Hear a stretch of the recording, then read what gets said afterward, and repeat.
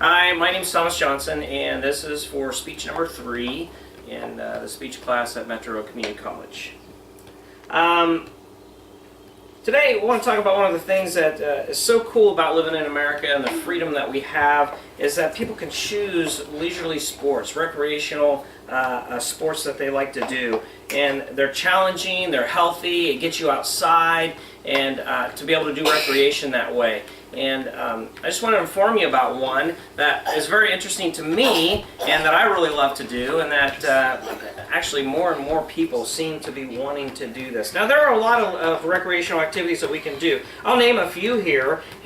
Some of them would be like bicycling, bowling, basketball, golf, jogging, baseball, softball, soccer, football, and skiing are all outdoor recreational sports that people in America that can just go do, and it's so cool to have the opportunity to do those things.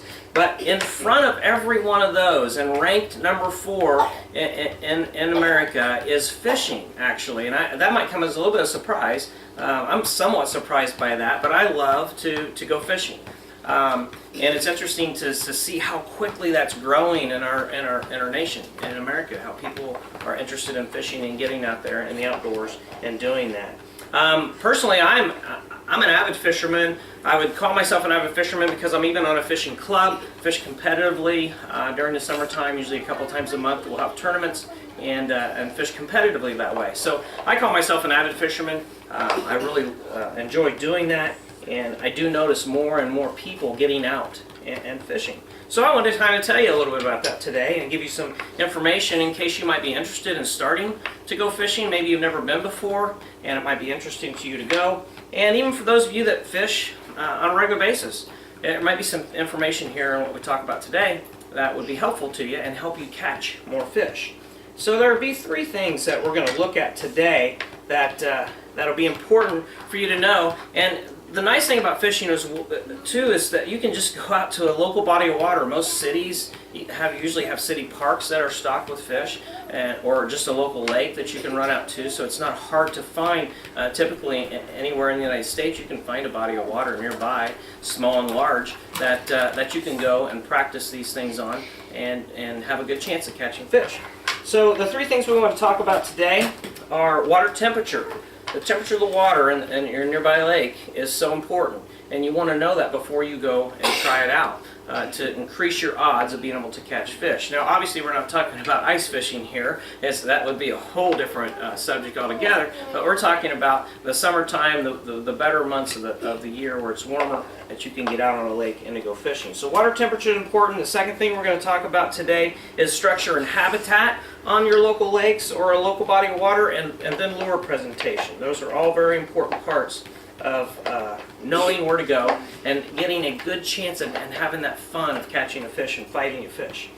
So we're going to learn some basics about all these things, and hopefully by the end of our time today, whether you're, again, maybe your first time to go out fishing, you'll be more confident in where to go, what to take with you, and how to go about it. Or even if you are, you fish occasionally, you might be able to pick up some hints today, or some tips today that'll help you have a better chance of catching fish and catching more fish. That's what the hope is today.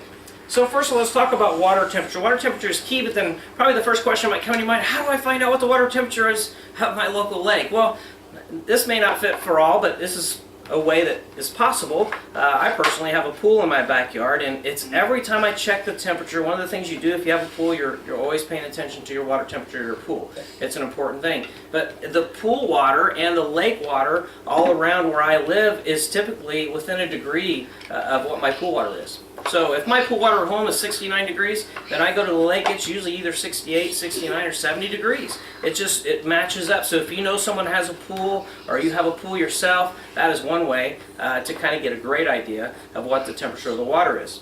Other ways are the simple temperature gauge that they sell at a lot of stores, even Walmart's. You can get a temperature gauge for a pool that has a string on it. If you went fishing, you could throw that out in the water, let it set for a couple minutes, pull it in, and you're just looking for the surface temperature of the water, and it would tell you that very easily and very quickly. It'd be an inexpensive way, and it's something you could take with you fishing to find out what the water temperature is. Another, just a simple thing, if you're out on a lake and you see a guy trolling around and he's boat fishing.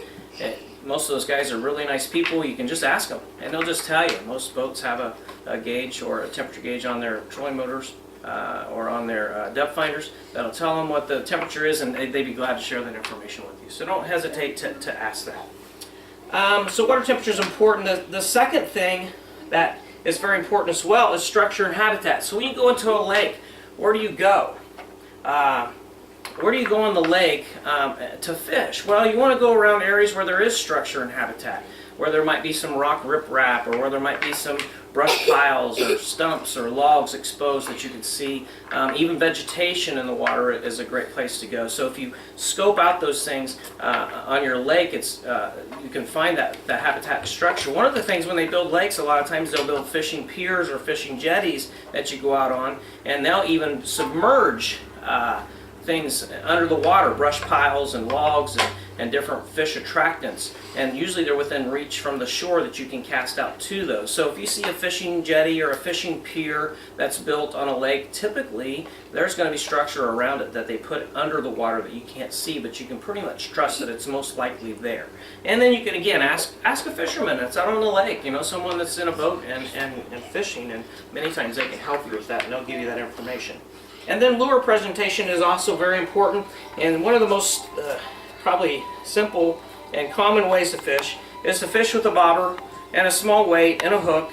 And again, this smaller hook it's easier to catch smaller fish with a smaller hook like that. But a nice slender bobber is a good idea, and just a little bit of weight. And then you put some live bait here, whether it be a worm, maybe a minnow, or crickets, or grasshoppers, or other live baits that people use. And you just put that in and cast that out on the water, and you just wait for that bobber to go under, and you catch yourself a fish. There's live bait is probably one of the preferred ways to go, but then there's artificial baits, and probably one of the simplest artificial baits is just a good old rubber worm.